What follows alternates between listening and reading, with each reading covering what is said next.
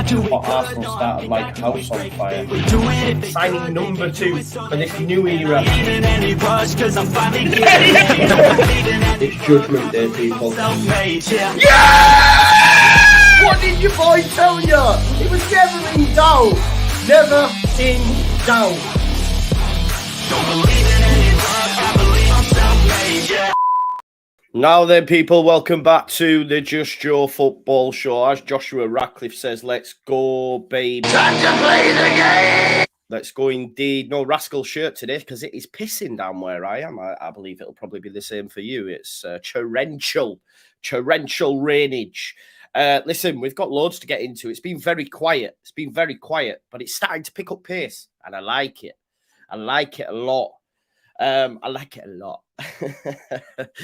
Patrick Vieira, Carlos Corberan, Daniel Farke, and the latest name to be mentioned, Raul. Ex-Real Madrid absolute goal machine, Raul.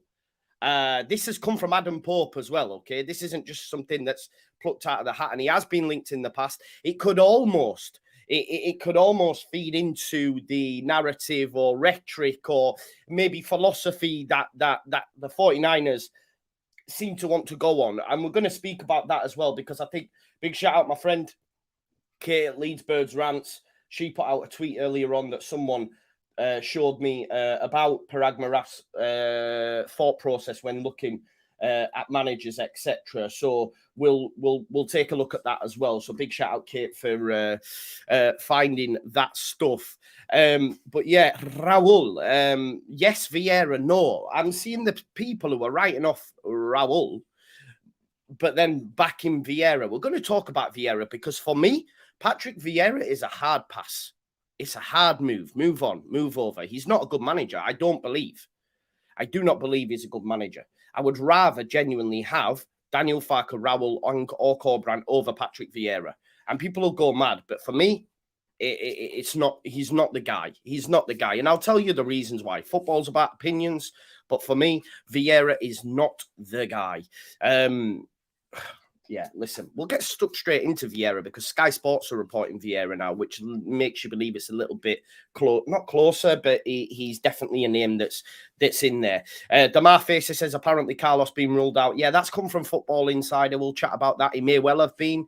But just on the Raul thing, Jamie, I'll give my opinions on him as well. He's currently managing at Real Madrid Castilla, Real Madrid B. He's worked at youth level as well.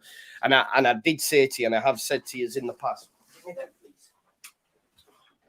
sorry, bloody dog running about with my Chicago Bulls socks. He's scooted away. Yeah. So just on the Raul things. If you remember yesterday, we spoke about a lot of people like saying, "Oh, I can't believe Iriola's chosen Leeds United. He could have gone to Bournemouth, etc." And I said, you're going to get two types of managers, right? They're going to get who's tried and tested in this division, has experience of it, i.e. Daniel Farke won it twice over, or they're going to get a manager on the up. Now, for me, someone like Iriola, you could argue, is on the up if you're a Premier League club, but there is no chance for me he drops from La Liga, or same with Regis Lebris for me, who's managing at Ligue 1.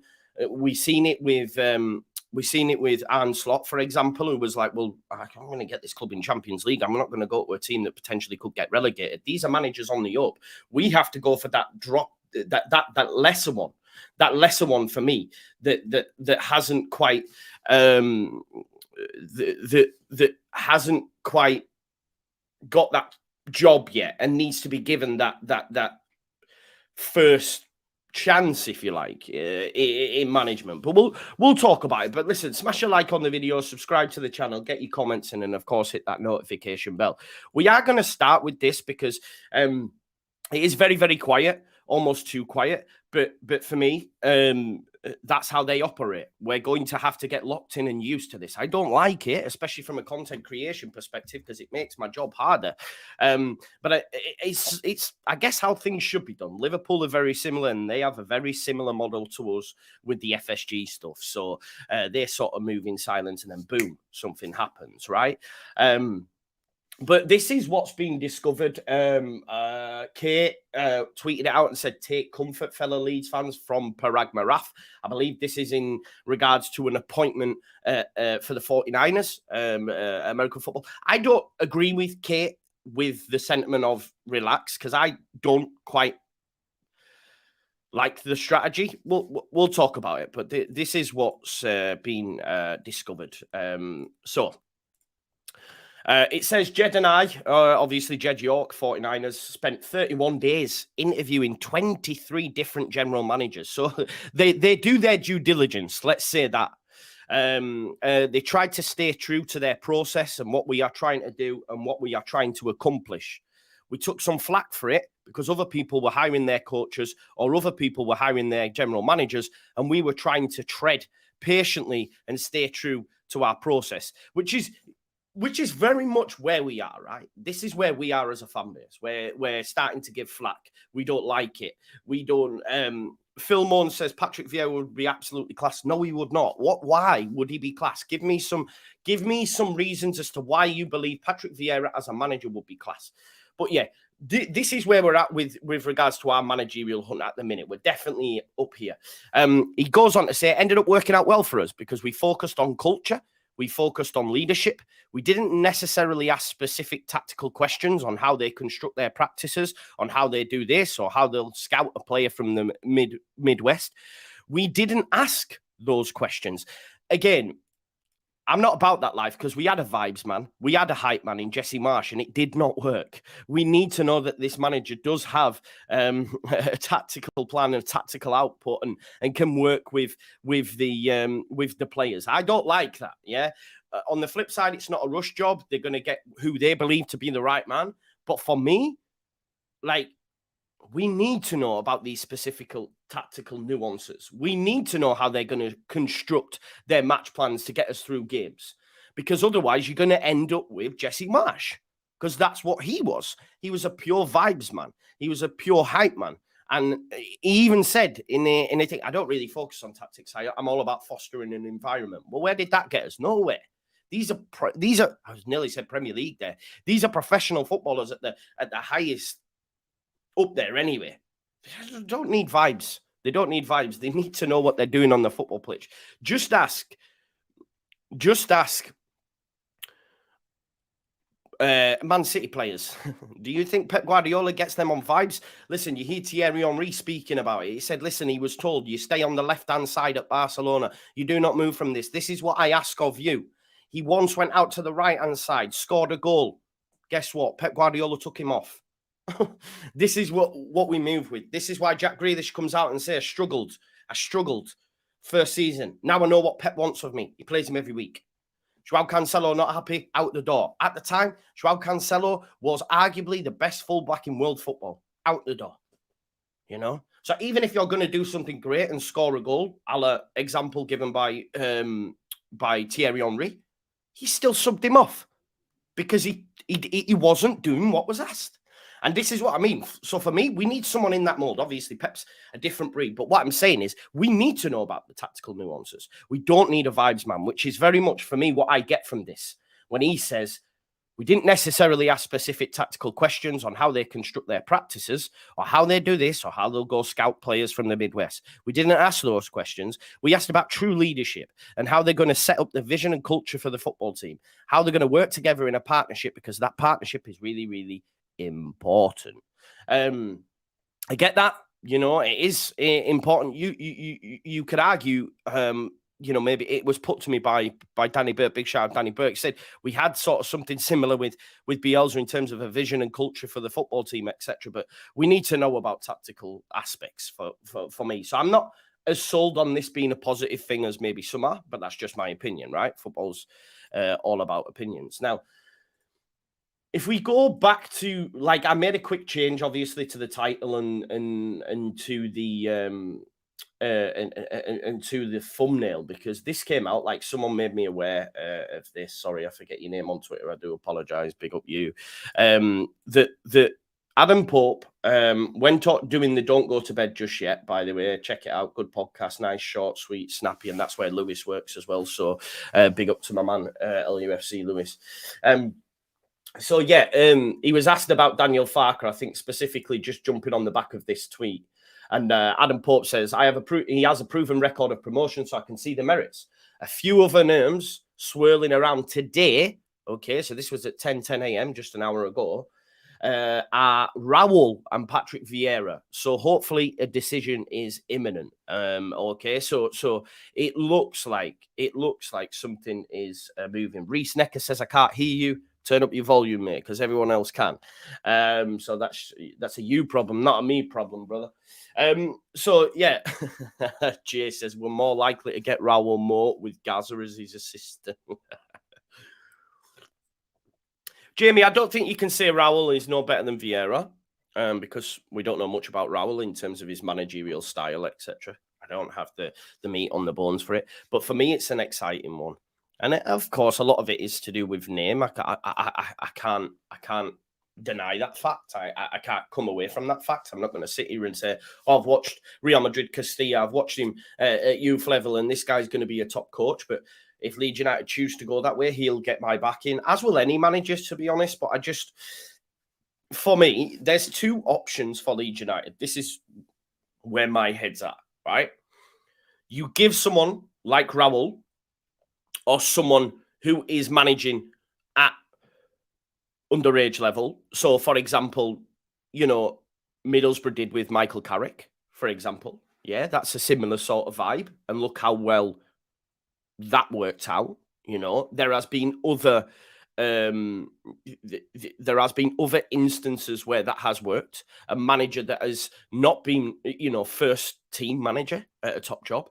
Look at Jason Lee has just mentioned there. Xabi Alonso. Xabi Alonso's gone in at Leverkusen and ripped it up. Mentioned at top jobs now. So sometimes these do work, right? Because not all managers just get the top jobs, right? So there are instances where this works, okay? So for me, these are the two types, okay? Is you go for someone like that in the Raul mold, or even just a coach who really wasn't maybe, or who hasn't been given that chance yet. That's your up and coming manager. On the flip side, you go for tried and tested, which is Daniel Farke. I don't rate Vieira, and I'll give you my opinions why. All this talk about Darren Moore as well, he's codswallop. I don't know where it's come from. Like, people are mad. There's not a cat in hell's chance, right, that Leeds United opt for Darren Moore. Darren Moore struggled at West Brom. Darren Moore was managing in League One. And also, although he did get 100-point season, had to go up through the playoffs, right? Like, Darren Moore is not Leeds United's manager, and people who were saying that, it's definitely not true, and it's not going to happen. But yeah, so for me, they're the two options. Now, Carlos Corberan, you could argue, is one of them options. Now, we did see a piece from Football Insider. Take it with a pinch of I'll put my teeth in. Take it with a pinch of salt. I've done it again. Salt. I know, Jimmy. Leeds have ruled out appointing Carlos Corberan as their next manager following a change of plan. The Yorkshire Giants approached the West Brom boss as part of their search to replace Sam Allardyce. However, the Leeds hierarchy, which is under full ownership of the 49ers, are working to appoint a manager who is out of contract and has experience of the Premier League, which rules out Corberán. It would also rule out Raul, but we know from Adam Pope, who I believe is far more credible than Football Insider, that Raul's name's swirling about. So that doesn't coincide with what these are telling us, because Raul doesn't have any first team experience. He's only managed, obviously, under 21s levels, etc. And you know what? That what this also does as well is solidifies the point I was making as well for me about these types of managers, because Carlos Corberan was given an opportunity by Huddersfield and did really well. He was a coach at Leeds United and then given an opportunity. These things happen. As I say, I've mentioned Michael Carrick and others where it has worked. But yeah, look, I do think Carlos Corberan would be a good option, but I don't think he's going to get it. Yeah, I don't think he's going to get it for me. It was nice, but I feel like there's other managers that have a better pedigree than him, and the main one being for me, Daniel Farke. He'd still be my preferred option. Would I be okay with Raul? Yes, just because it's Raul and what he brings with him. Can you imagine? And again, the same can be said for Patrick Vieira. It's just I have experience of seeing Patrick Vieira and have much more knowledge of Patrick Vieira in terms of his previous jobs and therefore him not being a success. Whereas Raul, we don't have that. But what my point I'm making is the clamour. Like, no disrespect if Raul and maybe even Patrick Vieira walk through this door, a lot of players don't exit the football club. A lot of players do not exit the football club for me. Raul comes in at Leeds. You think these players are doing one? I don't see it. I don't see it. Look, in terms of where Raul's at now, he's managing Real Madrid B, and that's where he's currently at, Real Madrid Castilla. I don't know in terms of, I don't know the style of play, nothing. I'm not going to give you that. Maybe we'll get some more meat on the bones, but he's a name that's swirling around. Whether or not it'll pick up any pace remains to be seen. But Raul is one that mentioned. And me, as a football fan, it excites me. Because it's Raul, for God's sake. Do you know what I mean? He's one of the goats. So I could get on board with that. And I think a lot of the players would also get on board with that as well. Because it's Raul, right? Same could be said for Vieira, Gerrard, etc. I banged the drum for Gerrard in the past, but it's not gone well, right? On Patrick Vieira, and I've seen there are a lot of Leeds United fans that really rate this as an appointment. Spen, where did I see the news? It was tweeted by Adam Pope, mate. Adam Pope. I've shared it earlier on in the video. Sorry, I'm getting very warm in here. Although it's pissing down, it's humid, isn't it? Yeah, so on Patrick Vieira, let's chat about it. I don't think he's not got a good CV for me personally. Started out at New York City FC. He'd previously been at City, hadn't he, as a player for a period of time, and I think they were maybe, I think New York City is owned by City, and it was very much maybe a plan to get him to climb up the ladder potentially. But yeah, he went in at New York City. It's the MLS. Can you really give it much credence? He did improve them. They improved from 17th in 2015 to 4th in Vieira's first season, and then to 2nd in 2017. So you could argue, okay, it largely went well, right? He then moved to Nice, okay? They had a disappointing run in the league. They didn't have a good run in the cup. And in December 2020, he was sacked, okay? A run of 5 losses in all competitions and an elimination from the group stage of the Europa League, yeah? So not a great run there. He gets sacked, right? He got sacked from Nice. Again, 5 losses in a row, which culminated in getting in his sacking. I've seen a few Palace takes today. It almost feels like when the rut sets in, he can't get out of that rut. He just goes more defensive, yeah, as opposed to maybe sticking to his principles. We've seen that with Palace. Before he was sacked at Palace, yeah, he went on a 12-game run without a win. 12-game run. And then people want him to come in and see him as being a decent appointment for Leeds United. He didn't win a game in 12. During that time, he had 3 games without a single shot on target, which was a record at the time. Admittedly, he had a tough run, but no shots on target in 3 games. And you look at what Hodgson's done there. And it's quite, because Hodgson has the moniker as a dinosaur, and he's come in and I remember Zaha said something like, "Oh, we never used to attack under Roy, etc." And now look at us. And then Roy spent some time away and had a look at the team and went, "Do you know what? This team's actually a lot more expansive and it can do more." And he came in at the football club and they blew teams away. They scored 5 against us, for example. One big worry for me as well. Everyone battered Javi Gracia for not playing Nonto. Patrick Vieira wasn't playing Eberici Eze. He was not playing him. He almost went too defensive because the rut had set in. Yeah? The rut had set in. There you go. Joe Madigan says, I work at Palace. He played very negative football, which frustrated Palace's best assets, i.e. Zaha, Elise Eze. They went 5 games without a shot on target. I think it's 3, maybe it's 5. I'm not too sure. Maybe Wiki hasn't been updated, but I know it was a record at the time. Yes, he did. Yes, he did. But then it went to shit. I don't think we can see enough from, because I remember making the prediction that Patrick Vieira would be the first manager sacked, but it didn't end up that way. He got them to an FA Cup final, right?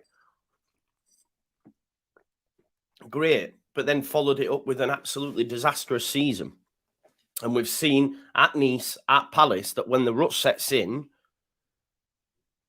he struggles to get out of it. I've seen a few Palace takes, actually, to be fair. And if we're thinking more long-term that maybe they are doing, is Patrick Vieira the right man to come in? And even if we did have a good first season, what's to say that it'll continue in that vein? Just on Crystal Palace FC HQ, they said, I actually think Vieira could suit Leeds. They looked a good outfit with the aggressive press, even under Marsch. Well, we didn't look a good outfit. Their first half at Selhurst caused us all sorts of problems. It reminded me of Vieira's 21-22 season. If you remember, though, Vieira made a tactical switch in that game and beat us. If you remember, I remember it well. The second season where alarm bells should sound, right? This is from a Crystal Palace fan. He should know adaptability with Gallagher. That's how important Conor Gallagher was to that team, by the way. Yeah, to that team. Because when they lost him, they couldn't adapt. His team selections were suspect, and our running stats were on the floor. That's not good. Yeah, that's not good. Their running stats were on the floor. We need to have that, right? If we're going to play a certain style.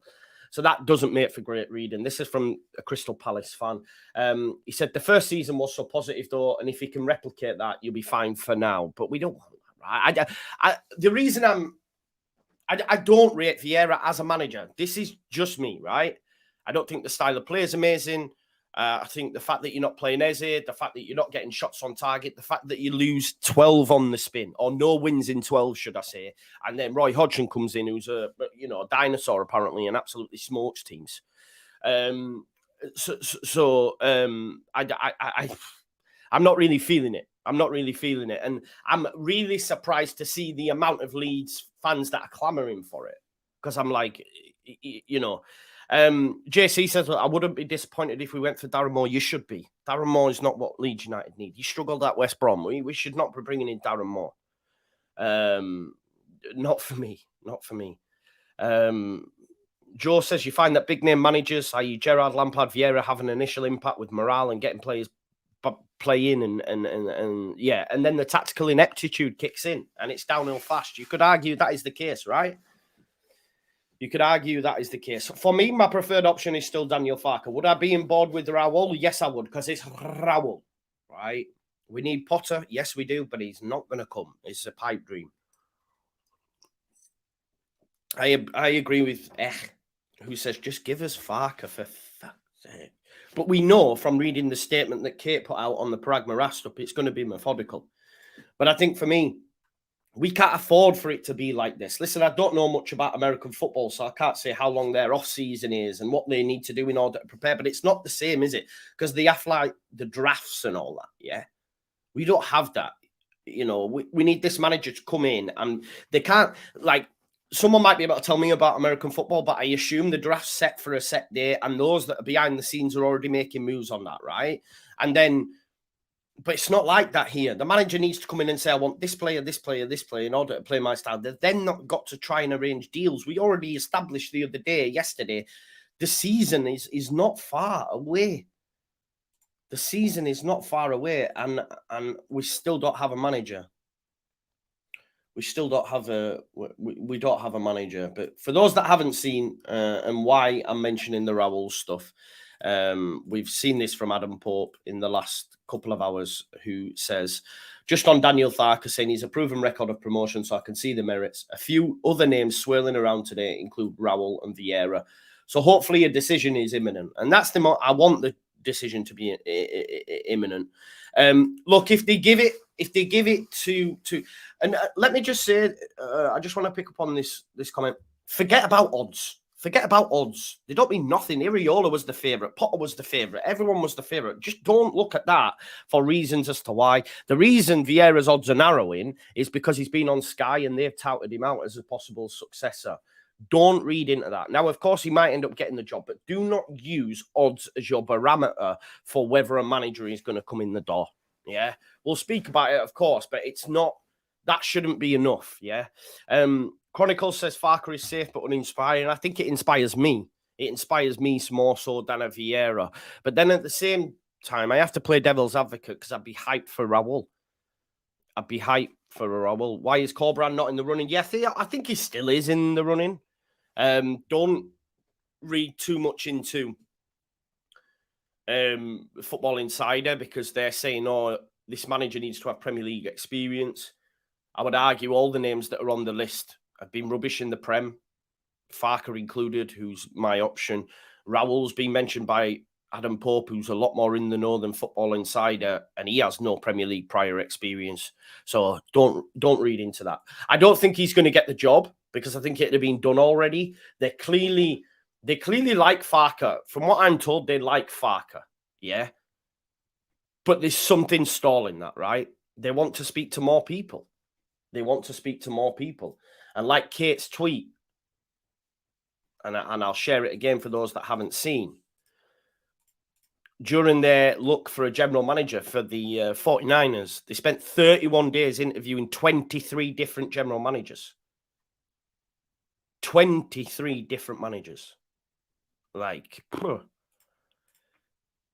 that's a lot. That's a lot. So even if they're big on Farke or Corberan, there's something that's stopping them from going, he's the man. He's the man. Because they're still speaking to other people. They're still speaking to other people. Dan says, will you back? Of course, I will back any manager. I will back any manager. People will tell you and have you believe that I didn't back Jesse. But those that know do know that I did for a period of time, but could see it was falling and falling fast. The problems for Jesse started the season before when he put Rafinha on long throws. You know what I mean? When he nearly lost us the game when we had 9 men against Brentford on the final day of the season. This is not a good manager. And I could see from then. You then give the benefit of the doubt. He brings in his own players. He had a good month in August and then it was shit. Then it was shit. So I do back managers. This is the point, D. This is the worrying bit for me. And this again comes back to this article piece here. Like, the main worrying thing for me is this aspect where they said we focused on leadership. We didn't necessarily ask specific tactical questions on how they construct their practices or how they do this or how they'll scout a player from Midwest. We asked about true leadership and how they're going to set up the vision and culture for the football team. I don't like that. It's about vibes. We've had a vibe man. We've had a hype man. It did not work out. There is much more to Premier League football than someone who could say, yeah, man, you're the best. There's so much more. So much more. Anyone could talk a good game. Anyone could talk a good game. You see it all the time. Like, people get jobs that aren't really good for the job. Because when it comes to doing the do, they can't do the do, but they talked a good game in an interview, right? I remember interviewing when I was an operations manager. You used to have to use star formats, situation, task, action, result. And you would be marked on that. And people would get manager jobs. And it's the same process because they could do the situation, task, action, result in a better format than what others could. But they'd be rubbish at the job. because they couldn't manage people. This is what I'm saying. Do you know what I mean? So it's all good, you know, being good at interviews and a hype man and that, but you need more. And Jammy's bang on the money, but people will tell you otherwise. Did you all see the Weston McKennie eating the chicken thing? People don't realise that that's Weston McKennie baiting Leeds fans. I'm telling you right now, it is. Why would he do that video and then go, of course, man? And people are going, oh, they've screwed him here. He knows what he was doing there. He does it. He just shares. He doesn't really care. He doesn't really care, but it is what it is. I'm not even about that life. Raul, someone said, Raul, if he can't teach you, who can? Yeah, I mean, if Raul comes in, if Bamford don't start scoring, there's something amiss. There's something amiss. Yeah, defo bait, but people fell for it hook, line, and sinker. Oh, they're doing him up here. He knew what he was doing, man. That's why he did this. It was as if to say, yeah, I love my food. I love my food, G. Right, okay. So, Vieira's linked. Yeah. Vieira's linked. Raul's been linked. Farke's still my preferred option. He'd still be my preferred option, but as I say, there's we still need to wait. It's just too quiet for me, isn't it? It's far too quiet. I don't like how quiet it is. But let's talk about some Leeds United further news just on transfers and stuff. They seem to be making moves in the background. Listen, we already know they move in silence because not a soul, and I mean not a single soul, knew about Nick Hammond. It came from nowhere. The Athletic didn't get the scoop. The YEP didn't get the scoop. BBC didn't get the scoop. No content creators got the scoop. Leeds United tweeted it out, and that was the first we'd heard of it. And then everyone was scrambling around. Although, to be fair, a lot of the journals get non-disclosure agreements for and say, we're going to release this at this time. But they didn't know prior to that. That's how it works, right? They'll say, oh, this is going to happen, non-disclosure till this time. And then Leeds United tweet it and everyone then releases their articles. But no one knew about that before then, NDAs. You know, definitely not. So it clearly shows that they are moving in silence. So the fact that we don't know, it doesn't necessarily mean that nothing's happening. Because I'm starting to lean towards this as well, Terry. I'm genuinely, I think it could come from left field and none of us will be like, what? Who? We might even say who? You know what I mean? That's why the Raul's come out of the blue, hasn't it? But let's have a look at some of the transfer stories, transfer links that have come out. Again, it could just be lazy journalism, etc. But we are apparently looking at West Brom midfielder. This was in the last 24 to 48 hours, Jason Malumbi. This is according to Alan Nixon, of course, who works for one of the gutter papers, I believe. But he does tweet a lot and does seem to get a bit of Leeds information at times. I don't follow him because he blocked me. But Malumbi was a key figure for the Baggies last season as they earned a 9th place finish in the table. They do have financial issues. That's why I thought it'd be easy to get Corberan. Leeds United fan Chris Smith would be happy to see the Yorkshire club sign the international. I don't know who Chris Smith is. I think the more you look at Malumbi from Leeds' perspective, the more it makes sense in terms of what sort of play you're getting and in the transfer market as well. So maybe it's a bit more of an opinion piece, this. But yeah, Jason Malumbi has been linked. I don't know much about him at all.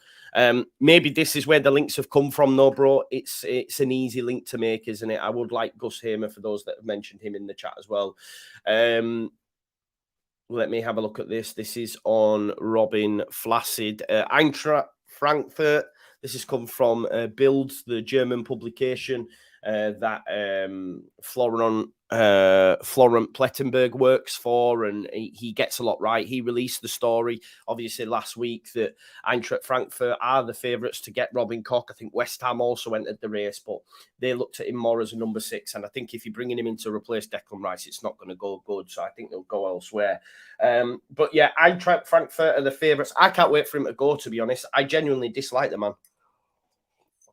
Not on a personal standpoint, but when I look at the squad, a lot of people will say this, but I think it's because everyone tries to tell themselves that he had a good season and he was good. And I just can't remember a period of decent games. I would argue, and this might sound wild, I see more from Llorente in his first season than I've ever seen for Koch. I genuinely just do not rate Robin Koch, and I don't understand the clamour. I think he's got a top agent. Eintracht Frankfurt, decent side though. Go back to Germany. I think that's where he'll opt for. I don't think he's enjoyed his time in English football, and I think that's where he'll go. So there you go. Look, reports emerged. We touched on this the other day. I don't know how much credibility it has, but there was chat that apparently Charlie Cresswell was the subject of a bid from Rangers. And the 49ers have made the right decision to reject it. Because for me, Charlie Cresswell should be starting centre-back alongside Max Fober for me next season. I'd love that. I'd love that. I think he's Leeds United through and through. Well, I've said that before, Kevin, about Robin Koch. The best thing about Robin Koch is his tash. That is it. That's all he's got going through. Yeah, look, I think for me, Charlie Cresswell has to start at Leeds United next season. And if Tyler Adams leaves and exits the building, I'd genuinely make him captain. You know, if the 49ers are big on leadership, then he's your man. He's your man because, like Thomas Christensen said, for these players, I die. I genuinely believe Charlie Cresswell would die for that shirt. To pull on that white shirt on a week-by-week basis and wear that captain's armband, he would love every single minute of it. He's Terry Butcher-esque. We've seen the battles and wars that he got in at Millwall. I think for me, as much as we dislike Millwall, it's almost the perfect sort of upbringing for championship football is Millwall. And Leeds United, in a sense, you know, that dirty Leeds tag. No one really likes Millwall. No one likes it. Less clubs like us in the Championship in the EFL than do the Premier League. Because over the years, because we spent 20 years out of the Premier League, it's watered down a little bit. We're not really seen as bigger rivals anymore as we once were in the 90s. But in the EFL, everybody hates us. Everybody hates us. People say they got rivalries, and we're like, what? Who? Why? Genuinely. So Cresswell's had the sort of perfect exposure to that at Millwall. So Chris says he was gash at the start with Millwall. That's wrong. That's wrong. He wasn't. He was amazing at the start. He dropped off and then he was amazing at the end. But again, that's class. He scored on his debut, man. He got 2 on his debut, I think. So Charlie Cresswell, and it went like this. Do you know what I mean? It went like this. So yeah, none of that. So yeah, for me, starting centre back, please, next season. The YEP just regurgitating the stuff from Carlos Corberan being out of the list and Vieira being in the list. I want to talk about Tyler Adams now because we've seen over the last couple of hours or days, sorry, should I say. And it all rolls into one for me at the time, man. It's busy time, innit?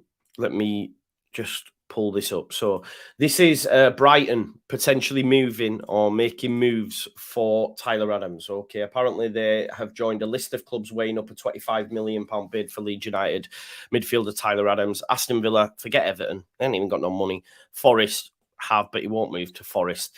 They've all inquired. And look, he's USA men's national team captain. He's played in the Bundesliga, etc. I think he will move on. Unfortunately, there was chat that maybe he'll stay, but I don't see that happening. Obviously, Brighton are ready to lose Moses Caicedo to Chelsea, I think. So I think that would be a good move for him, and I wouldn't begrudge him that move, if I'm being totally honest. I think Villa would be a good move for him to go into Europe. That's why Everton and Forest stay away from that, Tyler. Go be a great squad player. I'm really grateful for Tyler's time at Leeds United. I think he actually did care and he actually put it in and he loved being at the football club, but ultimately it wasn't enough. And maybe if he would have been fit, we might not have got relegated. I think he'd have been that important to us because the midfield was absolutely washed when he exited it.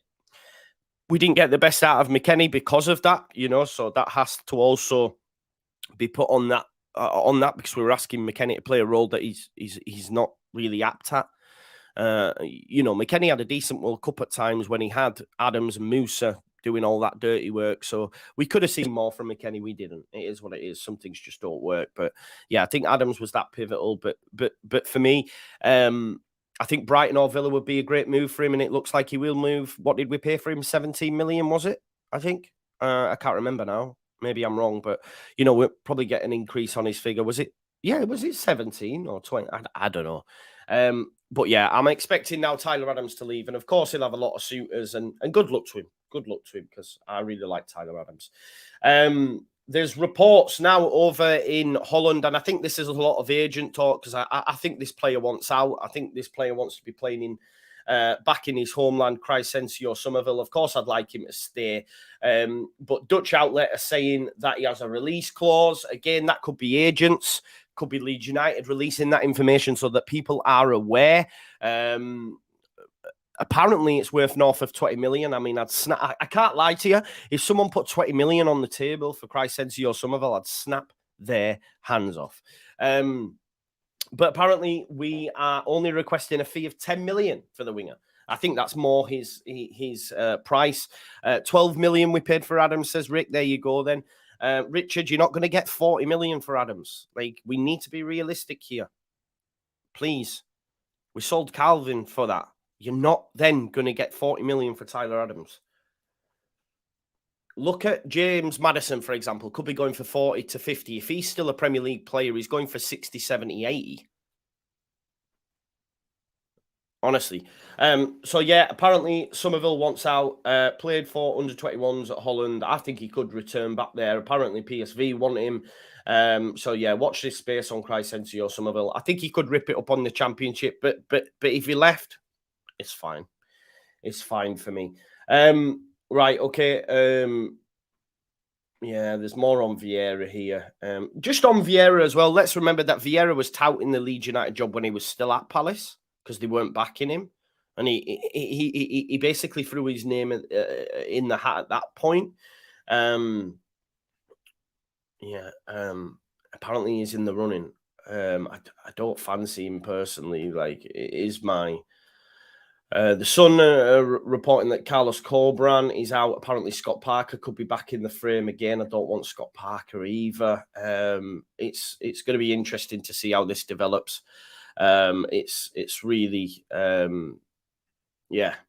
just waiting out now, aren't we? This is the thing. We're waiting out for something. It's all guesswork at the minute. Victor Orta's got another job, hasn't he? Victor Orta's going back to Sevilla, I think, where he worked in the past. He's going to be taking charge of Sevilla. I forget their current director of football, but he's on his way to